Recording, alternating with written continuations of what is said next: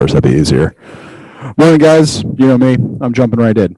So yesterday, we had in Craig's meeting. He talked about and showed you guys an example of a lead that went through with Tony Rita. And if you guys remember that lead, he went through and he showed how it went through about 7 different people till Tony finally got it. Tony got it. He took it. He incubated it. He did everything through Zap. So Craig and I talked last night, and he's like, you know what? It'd be great to have another, just a refresh to how to do some of those things. So let's start with the easy one, because I've had a lot of this lately.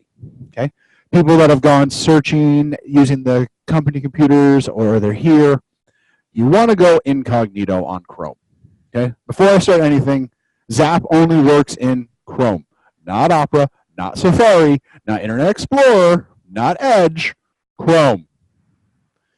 That's it. If you're in the office, okay, how Zap works is Zap sees the router that we have as one computer. Behind that router, I can have as many devices as I want, about 200 to be exact, but it only sees it as one. So Jim comes in the morning. Jim goes, hey, I'm going to log into Zap. He doesn't go incognito. Later on, Brian comes in. Brian sends an email and freaks out because he sees Jim's name and not his. His clients don't. Just at this location is what he sees. So when you're in Chrome, it's real easy. Go to the 3 dots in the top right-hand corner. New incognito window. How do you know you've gone incognito? They tell you. Okay? Incognito doesn't track, basically. It doesn't keep information, doesn't track. It's really nice, okay? It doesn't save your browsing history, your cookies, your site data, all of that. Okay? So, where we go first? new.myzap.com. Now, I know a lot of people go through 21 Online. I like going straight to Zap. A lot quicker, a lot easier, a lot smoother. So I'm going to log in as me, and remember, it's, your first name dot your last name. Sometimes you have a 1, sometimes you don't, depends on you, at century21.com. And then it is your 21 Online password. A lot of people have been having issues right now where it won't let them log in. They go through 21 Online and it won't let them log in. It kicks them out. And it says you have to reset your password. I'm going to tell you right now it's because they're going to a single sign-on with corporate. So if you get that, you'll have to reset it 3 times. It's annoying. I know. It's stupid. I'm sorry. It's the only way around it right now. Okay? All right. Your Zap looks different than mine, so we're just going to jump in. Jim, I'm going to grab yours if you don't mind, like always, sir. Okay? And we're just going to go in, and I'm going to act like I'm Jim for a second. So let's see how good Jim's been today. First thing Jim sees is, well, Jim, you have 2 requests. You knew about those, though, I guess. All right. He has 1 update due. He's got no new leads, no meetings, no reminders. Now, Craig also talked about the social ad engine. That'll put this right in here. And Brian has been going through, and he came in yesterday, and he showed me, and it goes right to his Zap. It feeds right over. It's nice. The drawback to social ad engine is, yes, it does cost money. But, Brian, just out of curiosity, how many leads have you gotten on the 1 listing that you did the other day? 15 leads. And how long have you been running this social media ad? 3 days. So that's about 5 leads a day on something. That's not bad. I mean, how many leads was he getting before that? If you don't mind me asking. None. Okay, so he went from 0 to 5 a day. Right? He spent a little money. He got a little something different. That might not be for you, but yeah, quality we're not so sure about yet, but he's at least getting traction. Traction's good. Okay?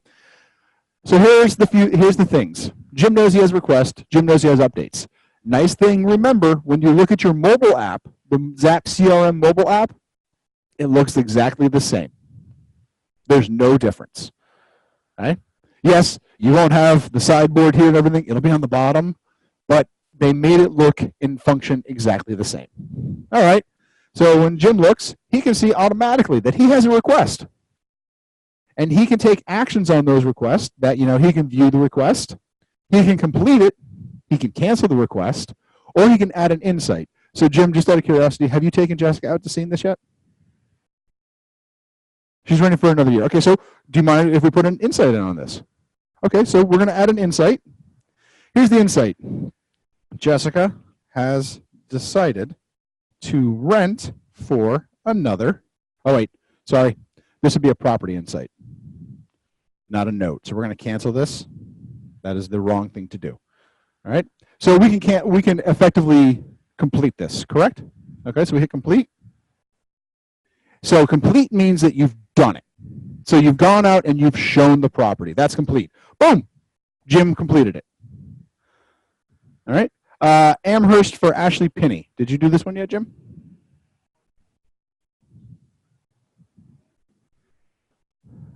Okay, so he's talked to her. She wants to rent at $800 a month. You've shown her this Amherst circle. So again, he can go in. He can view it real quick. Oh, okay. Did he complete the request? He did complete the request. And he can save. Now remember, mine looks different because I'm an admin. So there. The next thing Jim sees is he has an out of compliance lead right there. Gidget Rodriguez. It's due 2 days ago, Jim. She has a high ZAP score. What's that mean? That means she went and she looked at stuff. But Jim is out of compliance. Jim, how would you get in compliance with this? Exactly. Call her, log a call, log anything. So let's go in to Gidget real quick. Okay. So here's Gidget. Okay. Have you called and talked to her, Jim? Okay. What was the last thing we talked about? You guys talked about, if you don't mind me asking. Okay. So he's going to log a call. Did he get a hold of her? Yep. She wants to buy something in Apollo Beach for her mother. Did you say a price range or anything else like that? $250-ish. $250-ish. Okay. I can't save this because I'm not Jim. That's all he has to do. He logged the call. He got a hold of her. There it is. Saves it. Bam. She's in compliance. He can do it from his phone. He can send her an email. That would put him in compliance. And when he sends the email, it sends from Zap, and it gives you the little choices you can choose. Let's go with the CFIT on that. You can create your own email in there, too. You don't have to use the ones that they have. You can create your own. Right here, log communication. Add a note. I can't add a note because I'm not you. Adding a note counts as an update. You guys saw Tony's yesterday when Craig went over it, and you saw he saw this, he saw this, he saw this, he did this. Right? So now here we go. Sign in as contact. So Jim, she's been in there. She's looked. Let's sign in as the contact. Boom. It shows us her. So Apollo Beach, and you said no more than 250, correct, Jim? 325 to 500. Okay, so let's take her down. Let's take her down to 180 to 275. Okay, 3 beds, 2 baths. Okay, and Apollo Beach. Notice he can add in more filters: single family, lot sizes, where it's at, everything, including neighborhoods. All right, we'll hit search. Bam. You know what, Jim? Do you recommend this search for her so she can look at stuff and see stuff? Okay. We're going to call this Homes for Your Mother, because that's what they technically are, correct?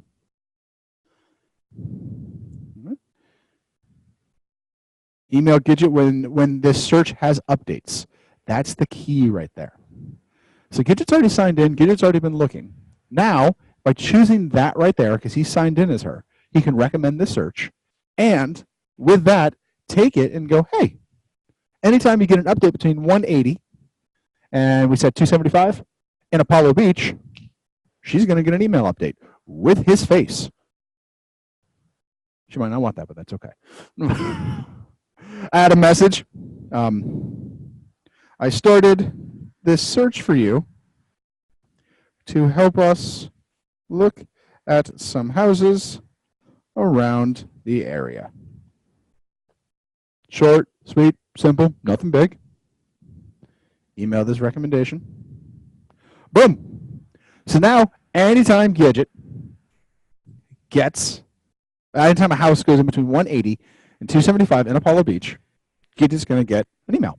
Now, could you edit that search and add in filters like waterfront, has a pool, and everything else? Yeah, real easy. Okay. Where do we see these for her, and how do we take them off in case she doesn't want them? All right, well, let's look. Her agent is Jim. There he is. Smile, Jim. Okay. Go to her account, save searches. Look at that. There it is. She can turn off the email, and you can delete it in just clicks. So any one of your clients that you get, you talk to them on the phone, they're looking for something. Hey, I'm looking for this price range in this area. Once they click on the welcome email and sign into Zap for the first time, you can then go in as them. They have to click on your welcome email first. You can't just go in after you add them. They have to initiate. You can then make a search. Okay? You don't like it? You can turn it off. That's how easy it is. And that's going in as your client and setting up a search for them. Now, Jim, if you get yelled at by Gidget because you have these emails going to her now, it's your fault, not mine. You did it, not me. All right.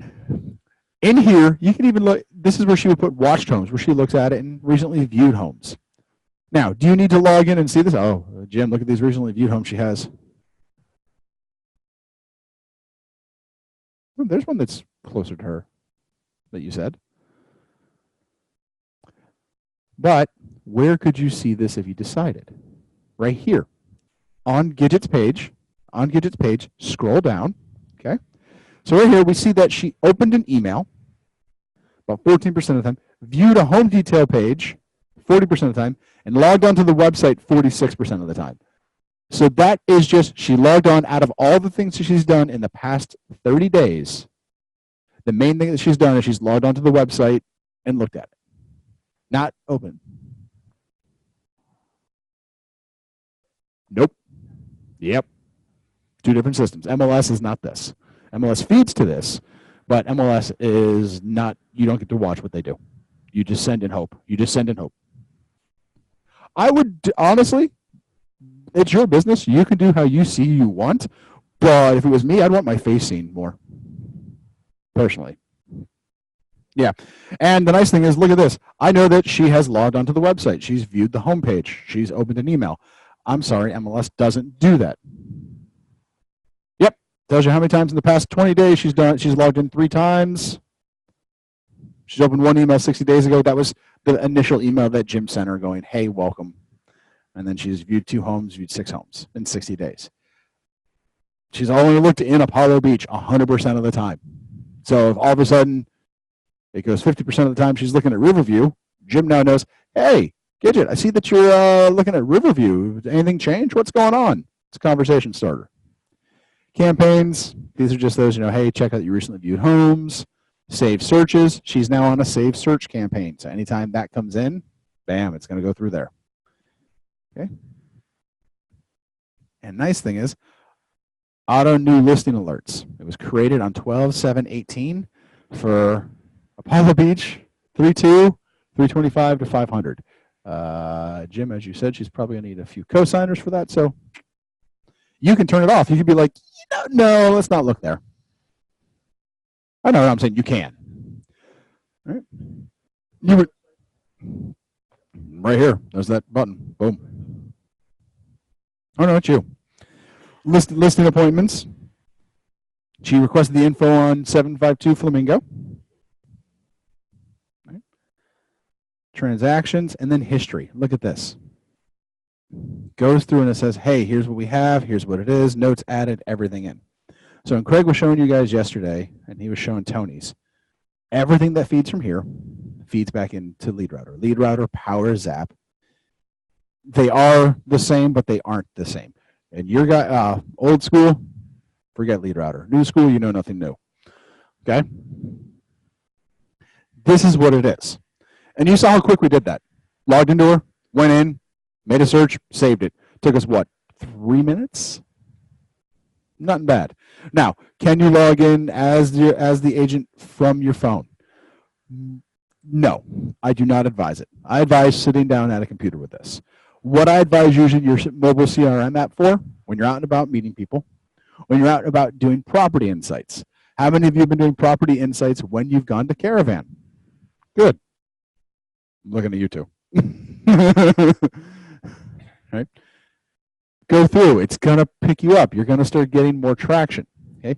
Again, SEO, search engine optimization. The more you put out there, the more you'll go through. Have you ever wondered why sometimes when you are in a certain area and you type in something, that's the first thing that comes up?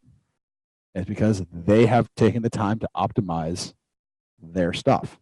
Okay? It's not an easy game. It's not fun. The more you do, the more prevalent you become. Okay? That was just going in real quick, looking at it, and we did that. We saw how to log a call. If you want to send an email, we click on it. Look at that. You can write your own email, or you can be like, you know what? Let's select a script. Right there. Right there. Right here. You can pick a script. It even tells you what's the open rate for this usually. Okay. If they're USAA, look at that. Their USAA partnership, 72% chance of opening that email. It's a pretty high rate. Okay. USAAs usually have the higher percentages on them. I mean, any questions for me? USAA incubating, 93% incubation rate. I mean, that's great. Okay. But if not, right in here, type what you want to type, and then down here at the bottom, send email. Again, I can't send it because I'm not Jim. I'm an administrator. I look at how I look at it. You can also add attachments. So if you have something you want to send them in. Granted, if you're going to be recommending a house to them, that's different. Be warned if your client starts using the app. So if you send them your link to your app, and we'll go to that right here. We go to Jim. We go to my website. Jim is only going to send out one of two links for his website and for his app. That one right there, or that one right there. Jim, what did we change yours to on the link that we bought you? It was jimgraph.com and something else. Jim has two domains that he bought, jimgraph.com and I think jimgraphc21.app. And he attached those URLs to it because you don't want your client typing in https:// www.century21.com/agent/james.graph@century21.com just to get to his website. It's a lot easier for them to go, hey, just go to jimgraph.com, forward jimgraph to that page. If you guys are questioning about that, go into c21ve.tv, go into the Zap area, and look, we've had many videos about that. He sends out jimgraph.com. Boop. Oh, cool. Awesome. Great. It captures for Jim. Remember, Zap is location-based. So if they just go to century21.com at home and they live in Lutz, they're going to probably pull someone up from there. But if you send them what's known as the referral link, it's a lot easier. Same thing goes with the app. You don't want them typing in https://www.century21.com/app./james.graph@century21.com. That's a lot. It's a lot easier just to go jamesgraphc21.com, whatever one he bought. Now, with that mobile app's only going to work on his phone. So if he texts that to someone, hey, if you guys want, check out through my app. Here you go. They click on it. It automatically pulls the download. It'll say the Zap. They pull it in. Bam. Registers with Jim. What I recommend, send them to your website first. Send them the welcome email. Let them sign up. Then send them your mobile app. Because they're going to need to sign on, make an account. They know their password. We can't change it. They have to change it. All that stuff. Once they start doing that, and they have the mobile app, and we tested this with Craig and I, if they're out and about and they start clicking homes, you're going to get emails, and you're going to get text messages, as long as you have them turned on. And one weekend, just to test it, to see what it was doing, Craig was on the boat. I added 50 properties at once. If you have a past client who was transferred in there initially but is not looking for homes to sell, show us how to make them inactive. We've gone over that. I can show you, Nancy, but I would highly recommend that you not make them inactive. You can go in and delete them and remove them, or you can bulk action them. But again, I highly, highly, highly, highly recommend against that. Okay. Yeah, you can do that with bulk actions, clicking on them, bulk actions, delete them, email them. I can't really show you because I can't do it, but we've talked about this in the past. Once you bulk action them and take them off, you are now in charge of doing it from now on. No more predictive analytics, no more anything. Okay? If you go in and you remove them and turn them to cold and everything else, change their status, that's on you. So one day they decide we're going to sell, we're going to come back. You go bulk action, you go status. So we'll just choose St. Paul Allen, status, and you change them to cold. That's on you to change from now on. You've now manually changed the status. I've gone over that. There's videos on c2mbe.tv. You'll hear my talks about that and what I recommend to do and not do. Okay? You don't care, do it. But if one day Johnny Seller has to move and you don't get the updates because you changed their status yourself, you're going to be mad. You can't be mad at me. Or you can take them, bulk action, and delete them. Deleting them says, hey, they're inactive, they're done, I'm sending them back. When you delete them, you're going to have to give a reason, because it's going to come back to us, and we're going to see what happens from there. So I highly recommend not changing the status. That's me. No, the people that said they want to be deleted, that's fine. But by Nancy's thing, they got transferred in. It doesn't seem like she's contacted them. How does she know what they want? The best thing to do would be to click the ones, bulk action them, send an email, just send a little script email to them, see if they respond to it. If they unsubscribe, they're going to unsubscribe. What's the old saying? There's gold in them hills. You don't know what they're thinking. You don't know what's going on. How do you know? Get them in here, see what's going on with them. Okay?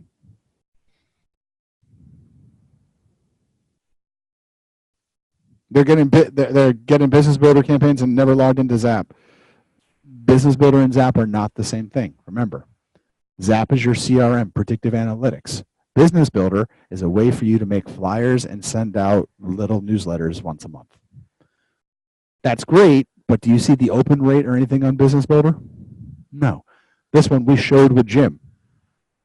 On Gidget, he saw how long ago she had opened something, when she was looking at something. I'd rather have that myself.